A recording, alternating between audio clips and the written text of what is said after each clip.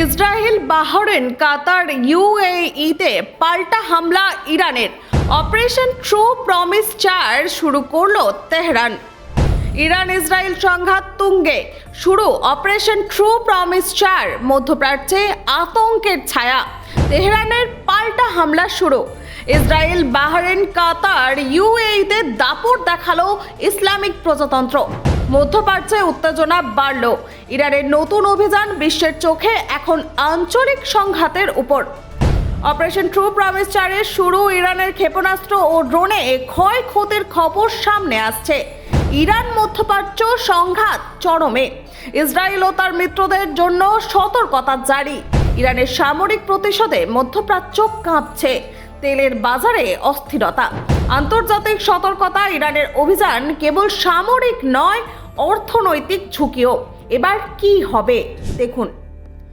Iran ইসরায়েলের সংঘাতের উত্তেজনা আরও বাড়তে শুরু করেছে। সাম্প্রতিক তেহরান ঘোষণা করেছে যে তারা শুরু করেছে অপারেশন ট্রু প্রমিস 4। এই অভিযানের আওতায় ইরান ইসরায়েল, বাহরেন, কাতার এবং সংযুক্ত আরব আমিরাতে বিভিন্ন লক্ষ্যবস্তুতে পাল্টা হামলা চালাচ্ছে। কূটনৈতিক মহলে এই ঘটনা ইতিমধ্যেই বড় ধরনের উদ্বেগ সৃষ্টি করেছে এবং মধ্যপ্রাচ্যের নিরাপত্তা পরিস্থিতি একেবারে অস্থির হয়ে উঠেছে। ইরানের রাষ্ট্রসংঘের কাছে জমা দেওয়া হয়েছে সামরিক রিপোর্ট অনুযায়ী এই হামলার লক্ষ্য ছিল ইসরায়েল এবং তার মিত্রদের অবকাঠামোগত এই সামরিক ক্ষমতা ক্ষুণ্ণ করা। তেহরানের পক্ষ থেকে জানানো হয়েছে তারা এই অভিযানের মাধ্যমে তাদের আঞ্চলিক প্রভাব বজায় রাখতে এবং যে কোনো ধরনের অগ্রাসনের বিরুদ্ধে শক্তি প্রদর্শন করতে চাইছে। ইসরায়েলের প্রতিরক্ষা বাহিনীও হামলার ব্যাপারে সতর্কতা জারি করেছে। ইসরায়েলের সেনাবাহিনী বলছে যে তারা আকাশ সীমা এবং সীমান্তের নিরাপত্তা বাড়িয়ে দিচ্ছে। বিভিন্ন সেনা ঘাঁটিতে উচ্চ সতর্কতা অবস্থা জারি হয়েছে।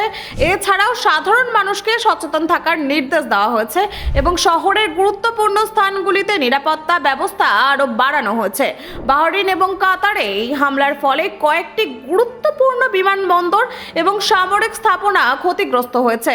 যদিও প্রাথমিকভাবে বড় ধরনের মানবিক ক্ষয়ক্ষতি সম্পর্কে বিস্তারিত তথ্য পাওয়া যায়নি, তবে আঞ্চলিক সংবাদ মাধ্যমের খবরে বলা হয়েছে যে কিছু সামরিক কর্মী, নাগরিক আহত হয়েছে। সংযুক্ত আরব আমিরাতে হামলার পরে দেশের সরকারের পক্ষ থেকে জরুরি বৈঠক ডাকা হয়েছে। প্রধানমন্ত্রী এবং প্রতিরক্ষা মন্ত্রীর নেতৃত্বে এই বৈঠকে আঞ্চলিক নিরাপত্তা পরিস্থিতি বিশ্লেষণ করা হয়েছে। এছাড়াও আন্তর্জাতিক সংস্থাগুলোর সঙ্গে যোগাযোগ বাড়ানোর সিদ্ধান্ত নেওয়া হয়েছে যাতে আরও বড় ধরনের সংঘাত এড়ানো যায়। বিশ্লেষকরা মনে করছেন অপারেশন ট্রু প্রমিস 4 ইরানের কূটনৈতিক শক্তি ও সামরিক সক্ষমতা প্রদর্শনের একটি বড় বার্তা। তারা ইঙ্গিত দিয়েছে যে কোনো তেহরান যে কোনো আঞ্চলিক অগ্রাসনের প্রতিক্রিয়া নিতে তৎপর। ব্যুরো রিপোর্ট, অজানার দেশে।